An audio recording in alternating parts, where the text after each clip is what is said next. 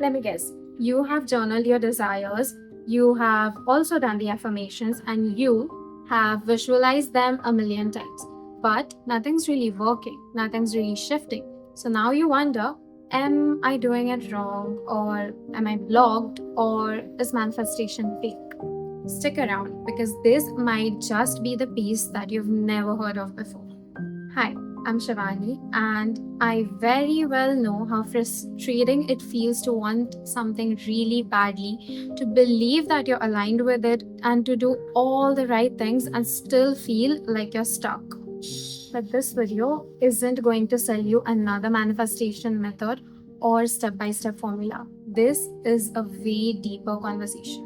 Today, I am going to help you understand the ultimate manifestation facts. If you've ever felt like manifestation isn't working for you, this might be the most important video you've ever watched. Start with the belief that there's a higher power. True manifestation begins when you believe that there's something bigger than just you. So it might be God, the universe, source, divine intelligence, higher self, whatever name you give it. When you believe you are alone, you operate from anxiety, fear, and control. But when you believe that you are guided, you surrender, you release, and you soften. You begin to trust in the delays, the redirections, and even the silence. I personally like to believe that the desires you have are the universe's way of showing you what it has in store for you. Think about it. There might be a reason that a certain desire was planted in your head, right? So it's already out there for you. You just need to find a path that leads you there. Goals seeming boring means you are winning. So think about it. When you stop being amazed by it, it starts being yours. Now, why does this happen? Because you have moved emotionally in alignment with it. In the beginning, your dreams might feel far fetched because you're still in the energy of, I want that. But through inner work like emotional healing or reprogramming of your subconscious mind or deep embodiment, you start to shift into another form and you start to believe in the fact that that's just who I am, that's what I expect, and that's what I do. And from there, it doesn't hit the dopamine high anymore. It's not an obsession or a thrill anymore. It is just your baseline. Like how Beyonce isn't surprised that she is Beyonce every morning. She has been her for decades. It's her normal, not her dream. Manifestation is about becoming, not about chasing. So when you're still trying to manifest it, you will feel there's a distance and you will feel excited, but from lack, like a craving. But when you truly embody it, you feel like the version of you that already has it. So your mind doesn't spike with anticipation anymore. You are calm and your nervous system is settled. So you feel very unbothered. And ironically, this neutrality is actually the signal that your manifestation is already happening. Okay, so I wanted to throw one manifestation technique that I've recently heard about and I feel like it's really effective. So it's called mind movies. It's basically vision boards brought to life with music, emotion, everything layered in. And that makes it super effective in reprogramming your subconscious mind. It is basically like a mini film of your future playing in your mind. So if you say, I am rich and loved 100 times, but you're not feeling it, your subconscious doesn't buy it. So mind movies bypass that resistance because A, you're seeing it, B, you're imagining yourself living in it, and C, you are feeling happy or joyful while watching it. So, manifestation only works when you are operating from a higher frequency, and this feeling of happiness that you're getting while watching it, it just elevates it altogether. Your mind starts rehearsing what it's like to wake up in your dream house, be in love with the right person, have money, speak on stage, feel healed. And because your brain cannot distinguish vividly between imagined experiences and your reality, it starts aligning your energy, behavior, and decisions with that identity. Okay, so let me tell you how to actually make this mind movie. So choose 4 to 5 areas of life that you want to manifest in. So it could be love, career, etc. etc. Okay. Now once you've done that, go on to Pinterest and find really specific images that align with your goals. So like scenes from your goals. It could be like holding hands with your lover in Paris, or maybe a beach house, etc. etc. Okay. Once you've found your pictures, now you need to write your affirmations, and make sure you're writing these affirmations in present tenses only. Next part is choosing the right music. So choose the music or the song that really gives you chills, makes you feel powerful, or makes you cry. So basically that makes you feel your emotions in a really heightened manner. This could be like your personal theme song. Now once you've done that, put it all together on Canva and watch it daily and feel it in your bones. Detachment doesn't mean not caring. It means you're not chasing or not clinging and not obsessing. So, when you are attached and you are trying to find the signals and you're desperately trying to get it, it is basically signaling the universe that you don't trust it. But when you're detached, your energy says, of course it's coming. I know that I don't need to hold it tightly. I trust the process completely. And that is exactly when things start to flow in, because you're not operating from survival mode, you are operating from receiving mode now. Actually, let me give you one example that happened with me very recently. So, I am a deep believer of Shiva. I worship Shiva a lot. So, I was in my office the other day and it was around 10:30 or something. And after some time, I randomly checked my phone and it's 11:11. Okay. And I do believe in angel numbers. So, of course, I made a wish seeing 11:11. And I told Shiva that, hey, Shiva, just surprise me today with something really good. Okay. And I do not want any specific, just a surprise from you. So I told him, and then I forgot about it. Okay. So a few hours pass by, we have our lunch, everything is done, and my manager calls me in his office and he's like, Shivani, come in. And I was really scared. I was literally starting to wonder that did I do something wrong? What happened, etc. etc.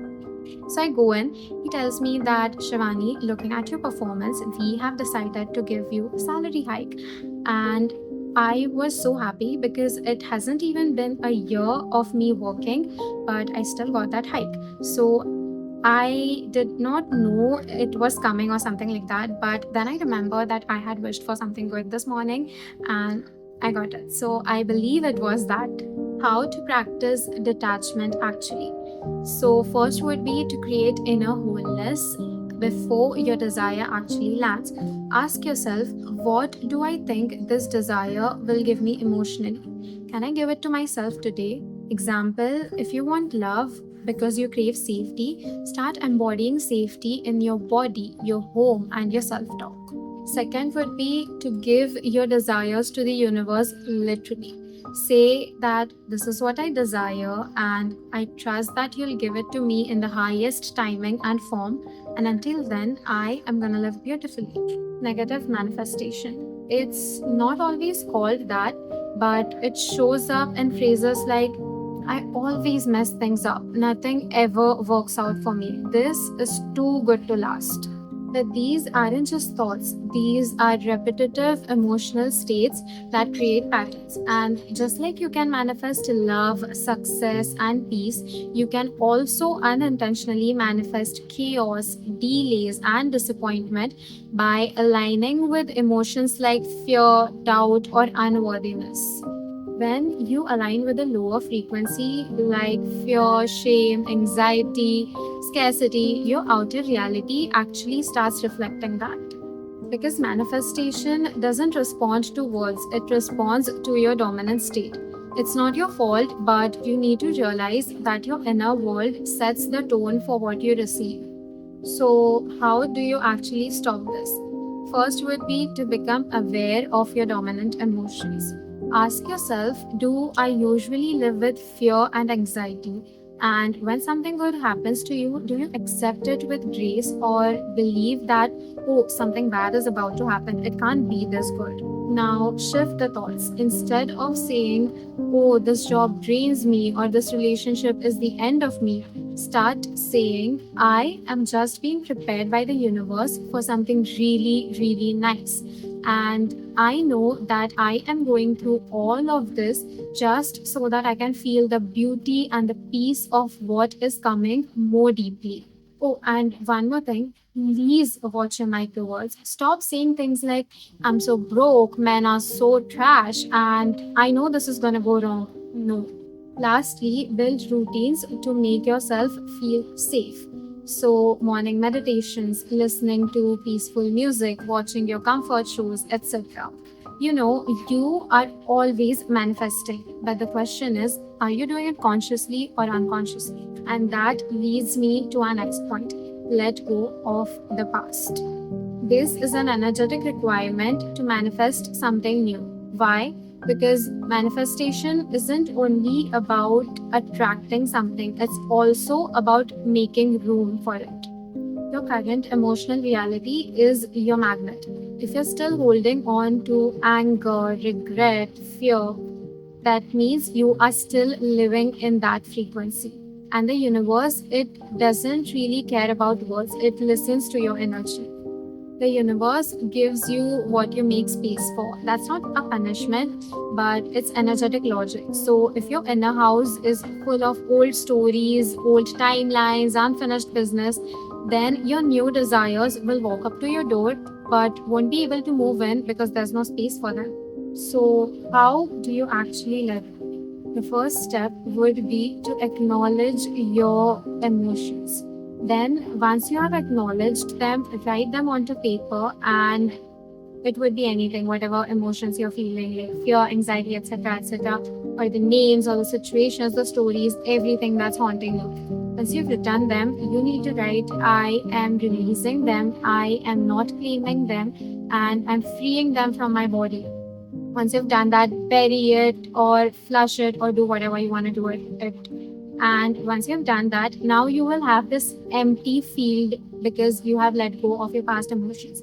And what usually happens is if you do not fill this empty field with newer desires or newer emotions, then your past will just come rushing back in. So fill them with desires like, how would the healed version of me feel like?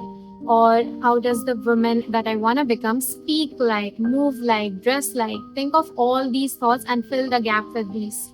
Your desires are like sacred guests that are patiently waiting outside your energetic home. That they won't walk in until you have swept the floors, opened the curtains, and lovingly saying, I am ready, there is room now. There is enough for everyone in the universe. You don't need to fight, chase, or compare. When you believe in abundance, it doesn't mean that if someone else is winning, it's your loss. It simply is an evidence that what you want is possible. When you think it's too late for me, all the good ones are already taken, they got the chance that I wanted, you are just telling the universe that there's not enough for everyone, and I believe that I am the one who misses out. So instead, shift your thoughts and words to, there's enough love, joy, and magic in the world, and what's mine is always on its way. Blockages aren't just bad thoughts, they are protective patterns that your mind and body has created to keep you safe based on your past wounds. Blockages usually sound like this. You say you want love, but love hurt before. Are you sure you're safe to have it now? You want abundance, but remember how it felt to lose stability? So, even when you're consciously saying, I want this, your subconscious is whispering, but it's not safe to have it yet. And that is what the universe responds to. So, how do you get rid of the blockages? First would be to get the body involved. Trauma isn't just stored in your thoughts, it's also stored in your body. So, you need to start regulating your nervous system so that your body can feel safe to receive things. So start with practices like breath work or EFT tapping or somatic practices like keeping your hand on your heart and belly and saying to yourself that it's safe to receive this. Before manifesting anything, regulate first. A calm body attracts more than an anxious mind ever will. Second would be to reparent the belief at its root. So ask yourself, what am I afraid that will happen if I get what I want? And where did I first learn that it wasn't safe to be loved, seen, rich, or free? Now go into that memory and give a new truth to your younger self. Tell it that it's okay that you were scared that time, but now it's not the same anymore. Now it's safe that we can have it and we can receive it. And that way, your inner child will release the control.